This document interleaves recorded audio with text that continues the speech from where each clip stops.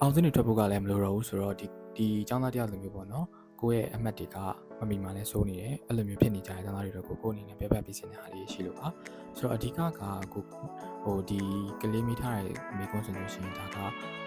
စေးကြောင်းအတွက်ပေါ့နော်လုံးဝဒါမှကိုလည်းမကြည့်တော့ဘူးဘာသာလုံးကြည့်နေပါညာလို့ပြောနေကြတယ်နော်ဆိုတော့ဒါကတရားဝင်တော့ဒီတိုင်ကြီးထုတ်ပြန်တာမရှိလို့လည်းနှစ်တိုင်းပေါ့နော်နှစ်တိုင်းဆိုတာဒီနောက်ပိုင်းစနစ်တဲ့အရာပေါ့နော်လောက်သွားတာကတော့သုံးဘာသာကိုကြည့်တာပို့ပြီးတော့များပါတယ်ဆိုတော့ဒါပေမဲ့ဒေတာကိုကအောင်စင်းထွက်ပြီးသွားလို့ရှိရင်တန်းပြီးတော့ကိုယ့်ရဲ့အမှတ်တွေနဲ့အစင်ပြီးနဲ့တက္ကသိုလ်ကိုရှောက်တဲ့အခါမျိုးမှာဒေတာပေါ့နော်သူရဲ့တက္ကသိုလ်ဝင်လမ်းညွှန်စာတရားဝင်ထွက်လာမှာရှိပါတယ်အိစာအုပ်ထဲမှာတော့ဒေတာတရားဝင်ပြထနာမှာဖြစ်တယ်သုံးဘာသာဘာမှကိုကြည့်မှာလားဘာသာတော့ကြည့်မှာလားစသဖြင့်အဲ့လိုမျိုးလုပ်လို့ရှိပါတယ်ဆိုတော့အကိုတို့တုန်းကနှစ်တင်နဲ့လောလောဆယ်ရှိနေတဲ့ grade 12အောင်မိသားကလေးတွေပေါ့နော်တွက်နေတဲ့ကလေးတွေမှာတော့များသောအားဖြင့်လောက်ခဲ့တာတော့ဒီပေါ့များသောအားဖြင့်ဒီလိုမျိုး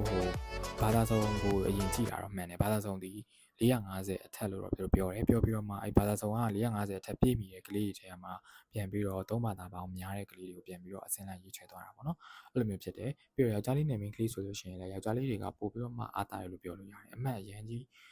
တိတ်ပြီးတော့များစရာမလိုဘဲနဲ့တေချာအေးစစ်စစ်နဲ့ရသွားနိုင်တယ်ပေါ့နော်မိန်းကလေးတွေကြတော့လည်းနည်းနည်းတော့အနေရတော့များတာပေါ့လေအဲ့လိုပုံစံမျိုးလေးရှိရတဲ့ကြောင့်မလို့အရင်ကြီးစိတ်မပူနေလို့ကိုယ်နေပြောချင်တယ်